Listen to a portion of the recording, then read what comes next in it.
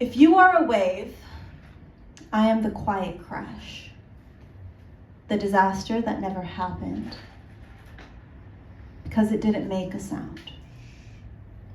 I never named the hurricane after you, and you should thank me for it. How I sacrificed my voice for your reputation.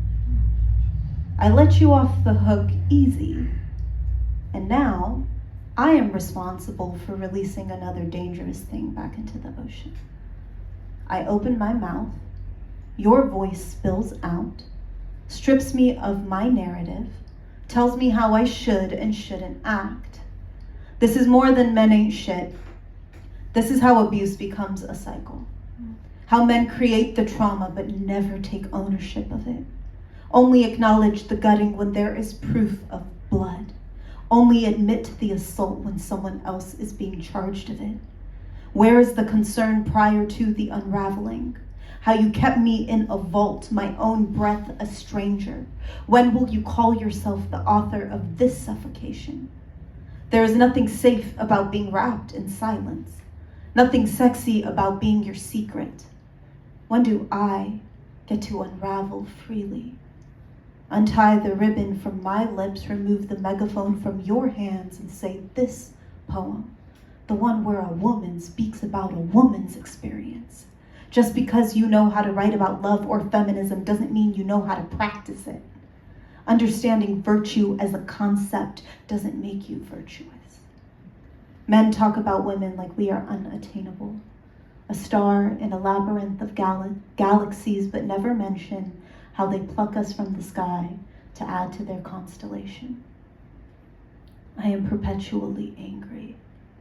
I am the sun before it explodes. My undoing could wipe out an entire population, just like my existence gave birth to one. No wonder you're threatened, calling yourself a provider while needing me to survive. Maybe if we didn't burst into applause at every flex, we could hear the misogyny behind the metaphor.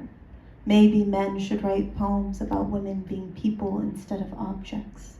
Or better yet, maybe men should write poems about other men, like their homeboys, or their fathers, or the ones on Epstein's island, you know, the ones pulling the strings, the ones who employ you to blame me.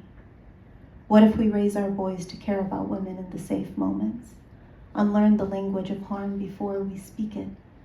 Maybe then my body wouldn't have to translate. I wouldn't have to beg men to listen. I wouldn't have an archive of rape poems.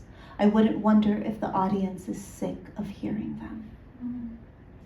If I open my mouth and your voice spills out, was this ever my story to begin with?